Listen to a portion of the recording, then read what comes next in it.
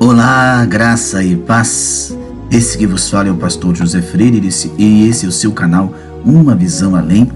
E eu gostaria muito que você que ainda não é inscrito no nosso canal se inscreva, ative o sininho para receber todas as nossas postagens e deixe, claro, o seu like. Dê like porque é muito importante e o nosso canal é indicado.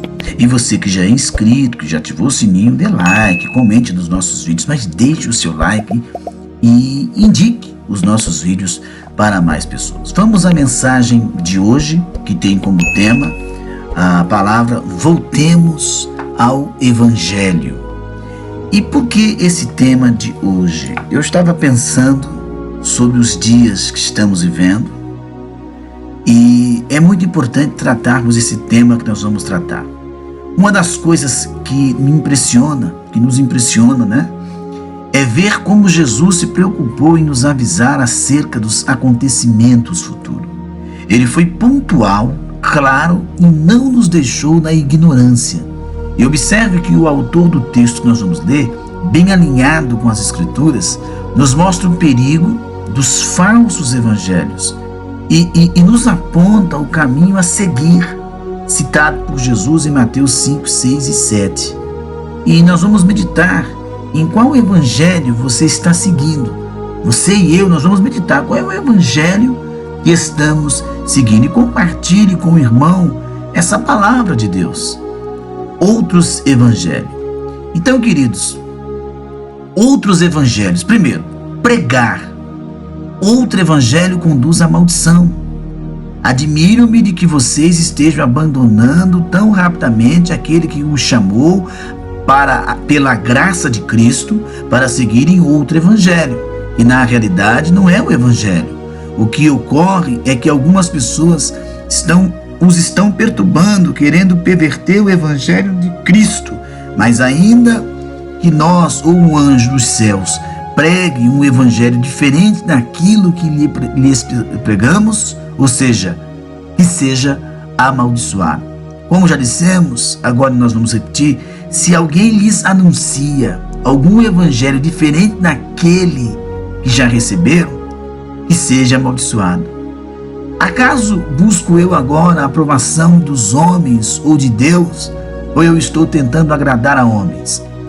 Se eu ainda estivesse procurando agradar aos homens, não seria servo de Cristo, irmãos.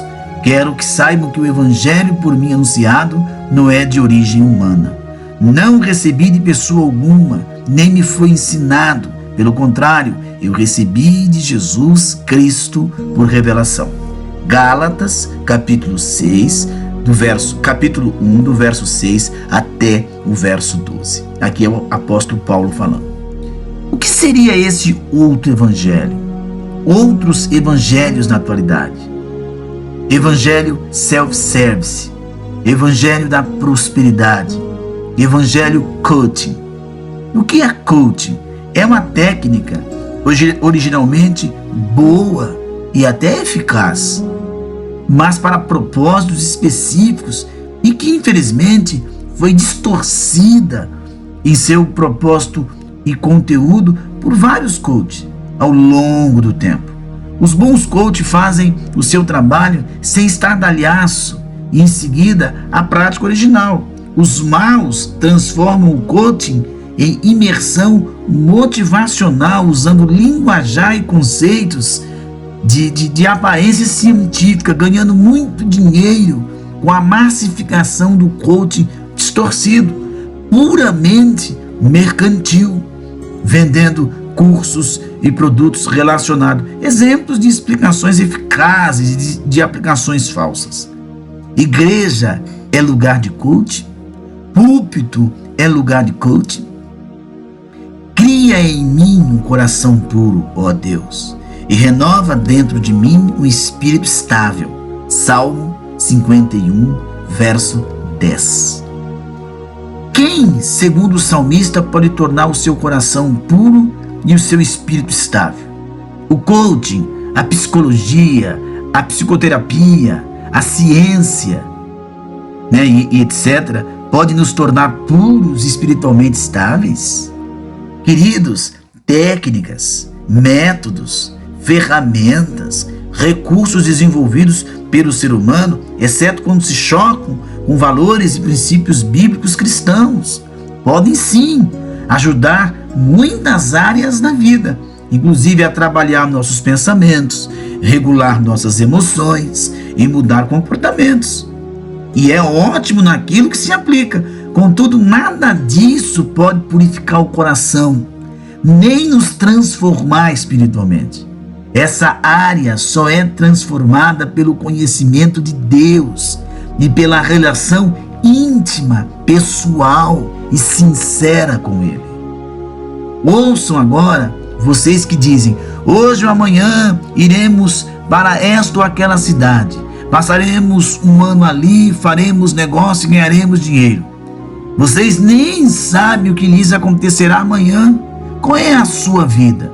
Vocês são como a neblina que parece por um pouco tempo e depois se dissipa. Ao invés disso, deveriam dizer: se o Senhor quiser, viveremos e faremos isto ou aquilo. Quando, porém, vocês se vangloriam das suas pretensões, toda vanglória como essa é maligna. Tiago capítulo 4, verso 13 até o verso 16. Assim diz o Senhor: não se glorie o sábio em sua sabedoria, nem o forte em sua força, nem o rico em sua riqueza, mas quem se gloria, gloria-se nisto, em compreender-me e em conhecer-me, pois eu sou o Senhor, e ajo com lealdade, com justiça, com retidão sobre a terra, pois é dessas coisas que me agrado, declara o Senhor. Jeremias capítulo 9, verso 23 e verso 24. Outros evangelhos na atualidade: cristianismo pagão, negação de alguns valores, princípio e doutrinas bíblicas fundamentais, relativação das escrituras, sincretismo de partes de cristianismo com partes de outras crenças, permissividade moral, tudo é permitido, elementos esotéricos, o homem é sagrado, precisamos resgatar a sabedoria ancestral e etc. Mas veja bem, queridos, a teologia, a TMI, Teologia da Missão Integral Latino-Americana, deturpação da TMI original, surgida no Pacto de Lausanne, Esta propunha um resgate do princípio bíblico cristão de que o homem é para ser visto de forma integral, em todas as suas dimensões, devendo ser abordado e evangelizado nessa integridade, de modo que o Evangelho nos transforme na totalidade e nos conduza a assumirmos responsabilidade pessoal, social diante de Deus e na sua criação. Então a TMI distorceu esse conceito e virou uma versão pseudo-evangélica da teologia da libertação, do Frei Leonardo Boff, e que foi oficialmente ressachada até pela própria Igreja Católica. Então, queridos, a teologia inclusiva. Sabemos que o cristianismo é 100% inclusivo em sua origem, essência e também história, mas a teologia inclusiva distorce o real conceito de inclusão. Para os defensores desse outro evangelho, a Igreja de Jesus deve rejeitar, reescrever ou atualizar os muitos textos bíblicos de cunho moral que falam de pecado, meus queridos.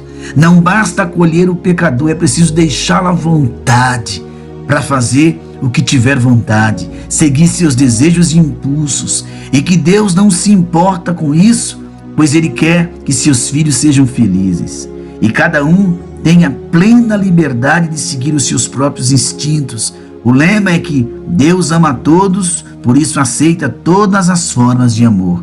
Não estabelece regras nem limites na busca da felicidade. Essa é a teologia inclusiva. A teologia legalista farisaica, o extremo oposto da teologia inclusiva, sendo porém uma postura também distante do verdadeiro evangelho. Como os fariseus nos tempos de Jesus, meus queridos, apegam-se exageradamente a regras, leis, costumes. Eles deturpam partes das escrituras, fazendo parecer que Deus é meramente um juiz que se ocupa em vigiar as pessoas e de ameaçá-las com castigos caso não sigam à risca a lei imposta. E em geral são cheios, queridos, de religiosidade, mas apresentam péssima espiritualidade. A aparência conta mais do que a intimidade. Humildade, misericórdia, compaixão e amor ao próximo são princípios esquecidos, substituídos por aparência, discurso sem vida autêntica. Isso aqui é a teologia legalista farisaica. Agora, o evangelho esquecido. O evangelho esquecido. Amar a Deus acima de tudo. Amar a si mesmo. Amar ao próximo. Quem é o próximo? Lucas capítulo 10, versos 25 e 37, fala assim, ó. Certa ocasião, um perito me levou por Jesus à prova e lhe perguntou: Mestre, o que eu preciso para herdar a vida eterna? O que está escrito na lei? Respondeu Jesus. Como você a lê? Ele respondeu: ame o Senhor, seu Deus, de todo o seu coração, de toda a sua alma, de todas as suas forças, de todo o seu entendimento, e ame ao próximo como a si mesmo. Disse Jesus: você respondeu corretamente, faça isso e viverá. Mas ele, querendo justificar-se, perguntou a Jesus: quem é o meu próximo? E em resposta, Jesus lhe disse: um homem descia de Jerusalém para Jericó quando caiu nas mãos de assaltantes.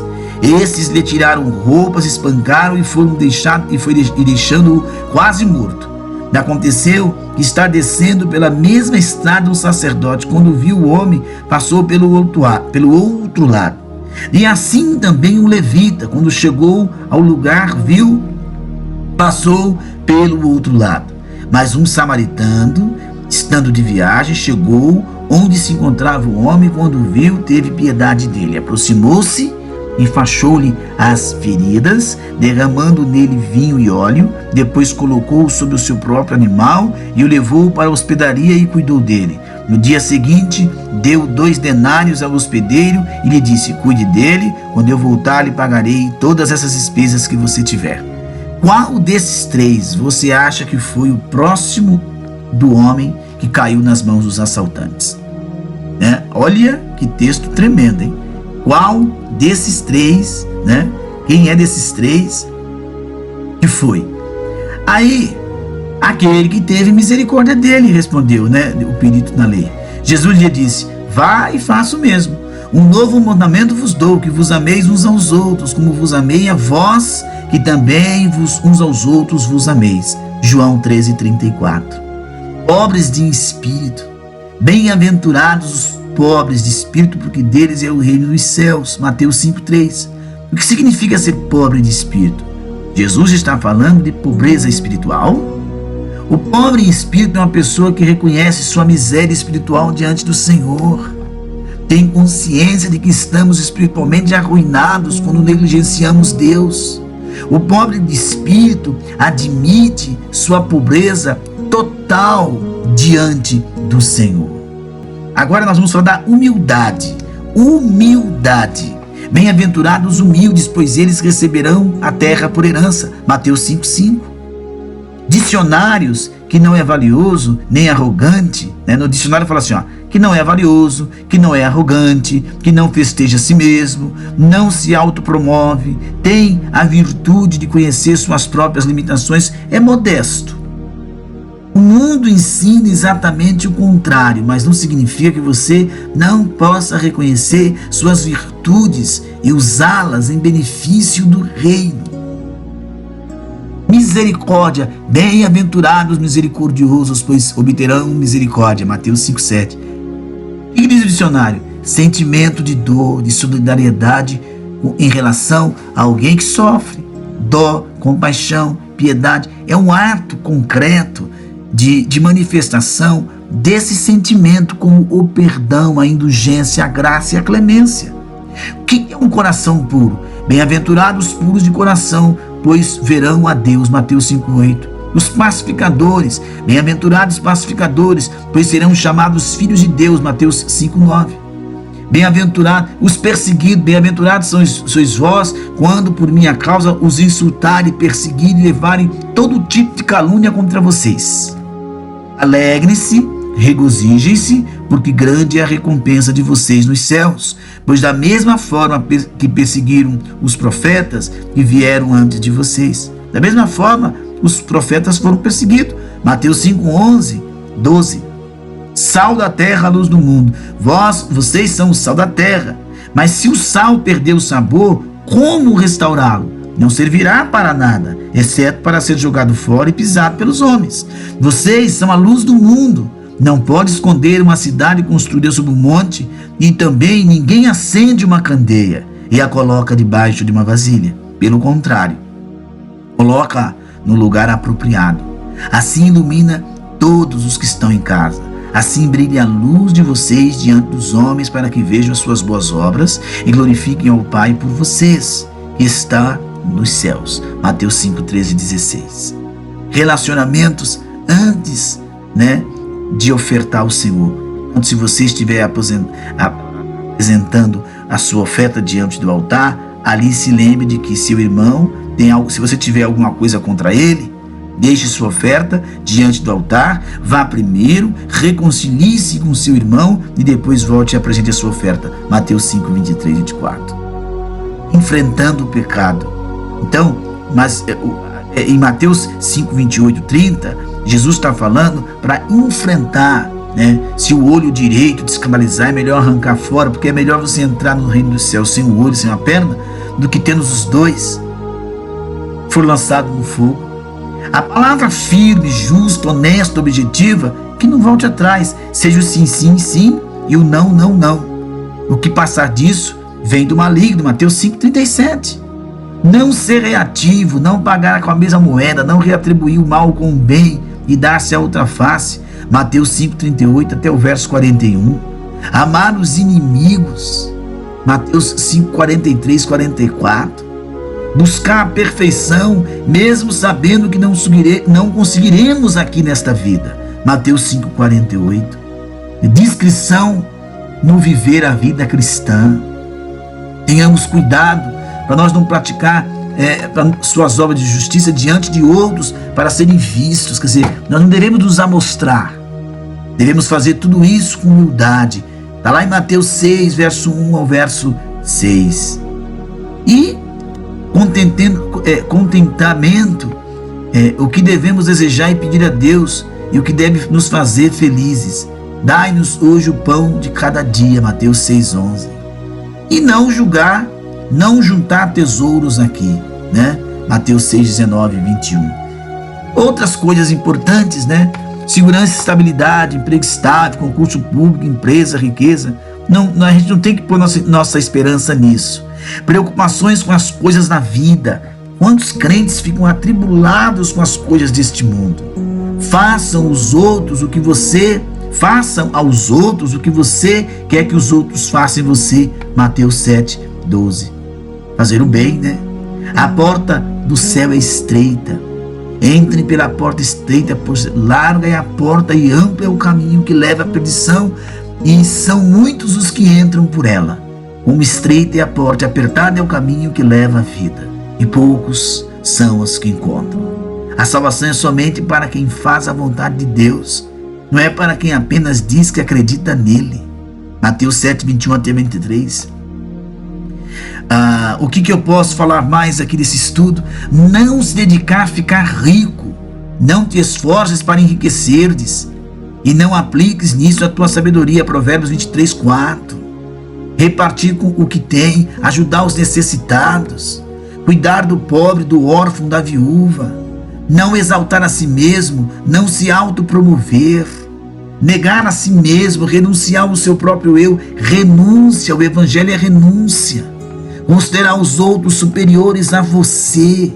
Peregrinos e forasteiros neste mundo é o que nós somos. Amados, insisto que, como estrangeiros e peregrinos do mundo, vocês se abstenham dos desejos carnais que guerreiam contra a alma. 1 Pedro 2,11. Não amar o mundo. Não ame o mundo nem as coisas que há no mundo. Se alguém amar o mundo, o amor do Pai não está nele. 1 Epístola de João, capítulo 2, verso 15. Cuidado com a vaidade. Atendei para todas as obras que fazem debaixo do sol. e eis que tudo era vaidade e correr atrás do vento. Eclesiastes 1:14. Olha quanta coisa que eu poderia falar nesse estudo.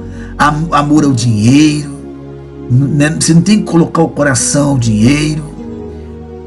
Olhos na eternidade, você tem que focar, pois o nosso sofrimento leves e momentâneos estão produzindo para nós uma glória eterna que pesa mais do que todos eles. Assim fixamos os olhos não naquilo que se vê, mas no que não se vê, pois o que se vê é transitório, mas o que não se vê é eterno. 2 Coríntios 4:17 e 18.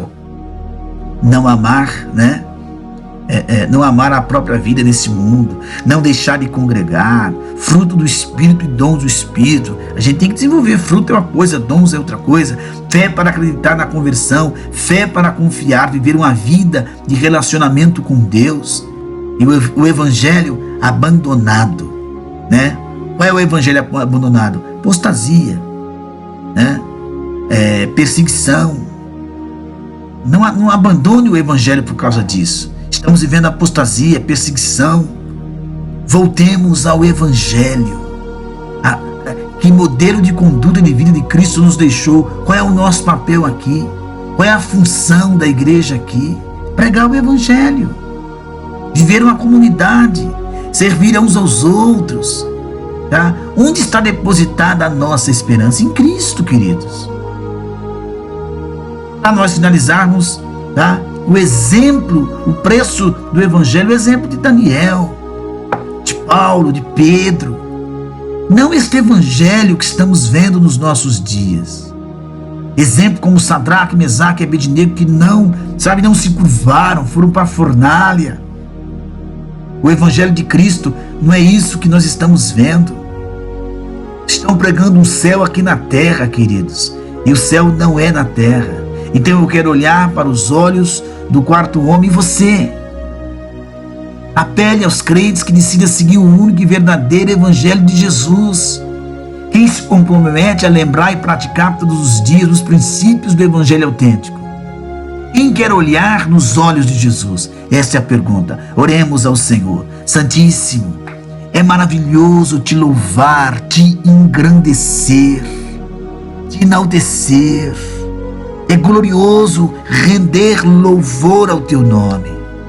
Ó Deus, neste momento de oração, de intercessão, eu apresento todos os inscritos do canal, todos os que vão se inscrever, os enfermos, os que estão passando por grandes tribulações, esse que está num leito de enfermidade, esse que está preso em um presídio, esta mãe que chora por um filho, este pai desempregado clamando por uma porta aberta.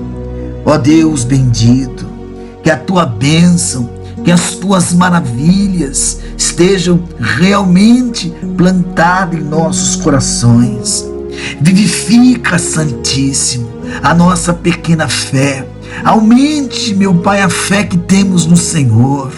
Renova as nossas forças, renova a nossa estrutura, renova a nossa comunhão, Santíssimo, no nome de Jesus.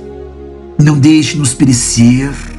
Abençoe os ministros da tua palavra e levanta mais ministros. E abençoe cada um de nós, em nome de Jesus Cristo, para a glória do teu nome. Amém.